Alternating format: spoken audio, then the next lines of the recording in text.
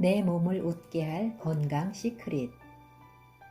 근육질의 가슴과 넓은 어깨, 검게 탄 건강해 보이는 그의 얼굴에서 굵은 눈물이 흘렀다. 나는 이런 눈물을 자주 대한다. 남 모르는 질병과 고통에 눌린 사람들의 눈물. 한 달 지나고 두 달, 석 달을 지나며 마침내 그가 웃었을 때 그 기쁨이란. 아파도 괜찮아에 이어 두 번째 책 제목은 그렇게 지어졌다. 좋은 과학, 바람직한 의학은 마음을 좁혀서는 안 된다. 모든 길을 다녀보고 모든 돌을 들춰보아야 한다. 누구나 쉽게 이해하고 실천하여 내 몸을 웃게 할 건강에 대한 따뜻한 조언들. 이 책은 어려울 수 있는 질병 이야기를 원인부터 증상, 치유법까지 우리 일상의 언어로 그림을 그려 설명하듯 쉽게 전달해준다. 또한 양방은 물론 한방까지, 또한 건강을 위한 유용한 생활 습관까지 세밀하게 조언해준다. 이 책은 약사로서 저자의 경험과 지식, 노하우가 듬뿍 담겨 있다.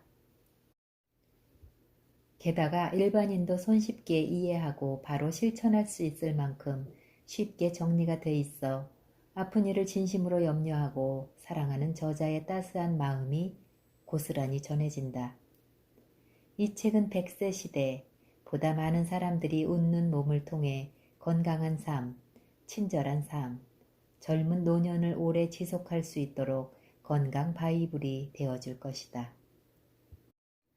안녕하세요. 낭낭서가입니다. 오늘의 책은 노북 출판, 진정주 지음, 내 몸이 웃는다 입니다.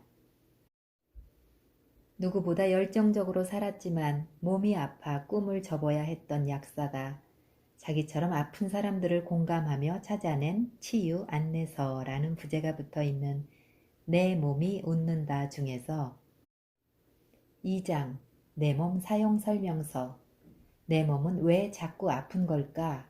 꼭지를 낭독합니다. 하루에 커피 10잔, 아침은 거르고 점심은 대충 때우고 저녁은 회식 겸 술자리, 잠은 주로 자정 넘어 몇 시간, 그나마 야근이나 친구들과 어울려 밤을 꼬박 새우기도 한다. 삶의 기본 패턴이 무너지면 우리 신체는 큰 스트레스에 노출된다. 바로 물리적 스트레스 환경이다. 잠언에 따르면 마음의 근심은 뼈를 마르게 한다. 뼈 속에는 골수라고 하는 조직이 있는데 뼈가 마른다는 것은 골수의 기능, 즉 조혈작용이 저해된다는 뜻이 된다. 실제로 만성적인 빈혈 내지는 악성 빈혈로 고생하는 사람 중에 지속적인 정신적 스트레스에 시달리는 사람들이 많이 있다. 요즘은 건강을 위해 플러스 발상, 긍정적 사고가 중요하다고 알려져 있고 의학계에서도 정신의학계를 중심으로 마음의 병이 육체로 옮겨지는 것을 정설로 인정하고 있다. 육체와 마음은 늘 대화를 나눈다. 마음으로 어떤 생각을 하면 그것은 우리 신체 내에서 반드시 구체적 물질을 만들어 반응을 나타내는데 이 물질을 호르몬이라고 한다. 원래 호르몬은 신체 내에서 여러 생리활동을 위하여 만들어내는 신경 전달 물질로 알려졌으나 분자생리학, 뇌과학의 발달로 인간 정신세계와 긴밀하게 연결되어 있음이 밝혀졌다. 인간 정신세계라고 하면 거창하지만 쉽게 말하면 우리의 감정이다. 슬픔이나 분노나 심지어 사랑의 감정이 알고 보면 모두 호르몬 작용이므로 마음과 신체를 건강한 상태로 유지하는 비교적 쉬운 길을 호르몬 속에서 찾을 수 있다. 감정을 조절하는 뇌 안의 호르몬은 크게 다음과 같다. 첫 번째, 노르아드레날린. 뇌 안의 호르몬이지만 신장의 비신 수질에서 만들어지는 교감 신경 전달 물질이기도 하다. 우리가 살아가는 데 활력을 주는 아주 중요한 호르몬이어서 만약 이 호르몬이 없다면 밤에 잠이 들었다가 영영 깨어나지 못할 것이다. 낮에 열심히 일을 할 수 있는 것도 이 호르몬 덕분이다. 그런데 이 좋은 호르몬에도 독성이 있다. 특히 화를 내거나 분노를 품을 때 다량 분비되면 몸에 심각한 위해를 끼칠 수 있다는 것이다. 그 과정을 풀어보자. 분노가 우리 몸에 들어오면 몸은 마주친 문제를 해결하기 위해 경계 자세를 취한다. 심장 박동이 빨라지고 혈관이 수축되며 소화 기능은 억제되고 열이 오르는데 이 모든 것이 주로 교감신경, 흥분 호르몬인 노르아드레날린의 작용이다. 이때 우리 몸에서는 마치 자동차의 엑셀을 급히 밟을 때 배기구에 불완전 연소된 시커먼 연기가 나듯 활성산소를 비롯한 독성 물질들이 만들어진다. 긴장하거나 화를 내고 나서 급속히 피곤해지는 것은 아드레날린이 만드는 경계 자세 자체가 많은 에너지를 요구하기도 하지만 이때 만들어진 독소를 해독하는데 2차적으로 체력 소모가 크기 때문이다. 한편 과량의 노르아드레날린이 나타내는 독성은 매우 강력해서 자연계의 뱀독이나 보고의 독에 필적한다고 한다. 분노를 품더라도 해가 지도록 품지 말라는 성경 말씀은 분노로 사그러들 우리의 건강과 생명을 지키라는 사랑의 교훈이다. 두 번째, 아드레날린. 위험을 느낄 때 분비되는 호르몬으로 노르아드레날린을 기초로 만들어진다. 신속하게 방어 자세를 취하게 만들어 유사시를 대비하도록 한다. 예를 들어 사람들 앞에서 발표를 하거나 시험을 치러 가면서 떨리고 긴장을 하게 되는 것이 아드레날린 때문이다. 심장마비 환자에게 심박동 자극을 위해 응급약으로 이 호르몬을 주사하기도 하고 갑자기 혈압이 현저히 떨어진 경우에 생명을 건지는 약물로 쓰이기도 한다. 그런데 이 호르몬도 높은 농도에서 노르아드레날린과 같은 독성을 가진다. 생존을 위해 필요하지만 자칫 도리어 생명을 위협할 수 있는 이중성을 가진 호르몬이다. 흥미로운 사실은 유명 골프 선수들이 대개 이 호르몬 조절의 귀재라는 것이다. 보통 사람이라면 긴장하여 잘하던 것도 실수를 할 찰나에 아드레날린의 긴장과 집중 효과를 최대치로 끌어올리는 것이 그들의 비결이다. 세 번째, 도파민. 이것은 기쁨과 창조의 호르몬이라 불린다. 새로운 것을 깨닫는 순간이나 작곡가가 창작열에 사로잡혀 명곡을 쓸 때 이 호르몬이 다량 분비된다. 평범한 사람에게도 의욕을 불러일으키는 이 호르몬은 역시 과다 분비되면 에너지가 필요 이상으로 소비되어 그만큼 일찍 죽게 된다. 죽지 않더라도 조현병이나 간질병이 올 수도 있고 정서적 장애와 사고의 혼란으로 고통을 당한다. 반대로 이 호르몬이 적으면 파킨스 병이나 치매 가능성이 커진다. 많아도 문제, 적어도 문제가 되는 필수 호르몬인 도파민. 그래서 파킨슨병 치료제로 쓰이는 도파민은 부작용 때문에 특히 주의해야 할 약물에 속한다. 역사적으로 천재라고 알려진 사람들이 일찍 사망하거나 뇌 질환을 앓았던 이유도 도파민 과잉과 깊은 관련이 있다고 한다.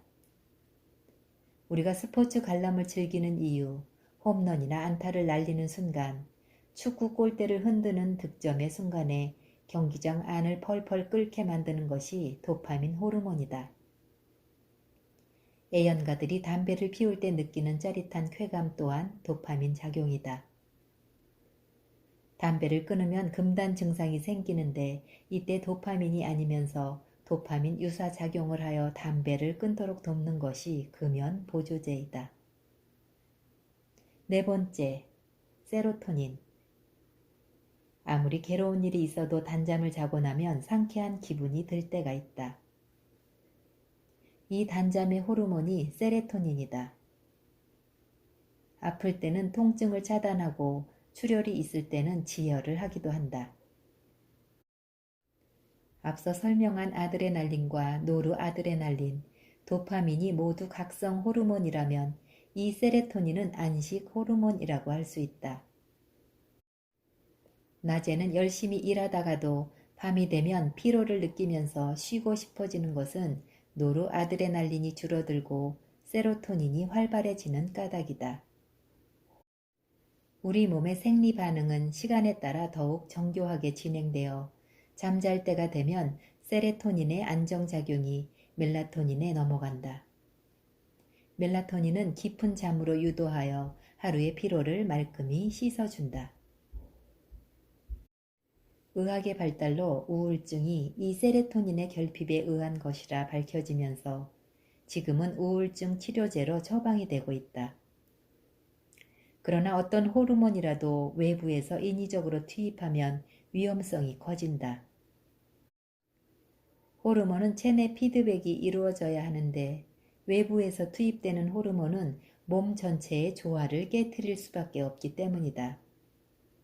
세로토닌의 효능을 알고 스스로 이 호르몬이 잘 분비되도록 생활 습관을 맞춰가는 것이 가장 좋은 방법이다. 5번째, 베타 엔돌핀.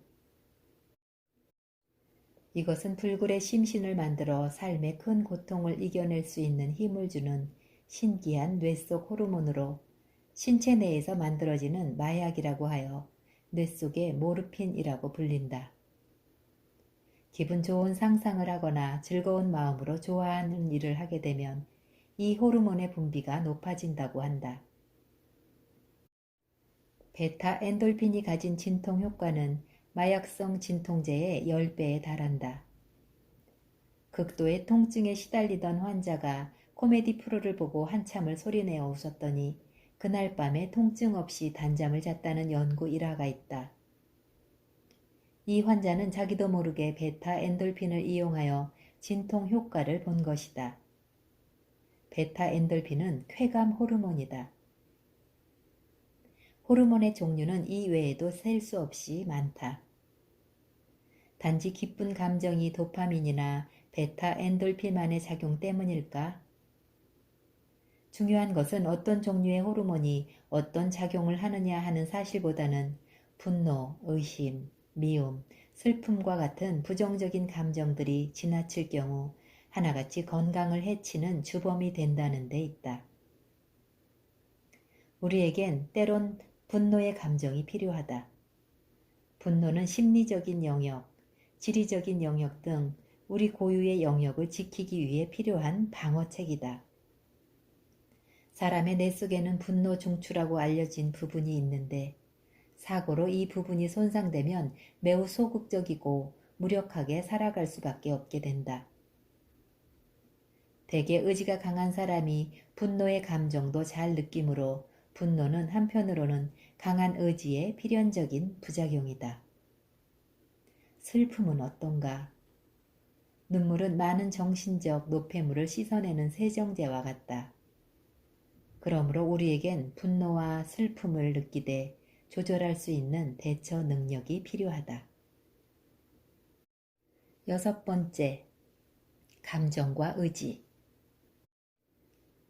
약한 의지를 가졌다는 것은 뒷마당에 어린 당나귀를 기르는 것과 같다.